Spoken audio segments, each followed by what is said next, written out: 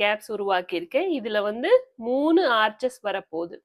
நமக்கு ஒரு ஆர்ச்சுக்கும் 5 5 2 chain gap தேவைப்படும். அதனால 16ல இருந்து நீங்க கவுண்ட் பண்ணிக்கோங்க. 2 செயின் கேப்ஸ் எப்படி இருக்கணும்னா 16, 21, 26, 31 அப்படின்னு 5 5 இன்க்ரிமெண்ட் வச்சுக்கோங்க.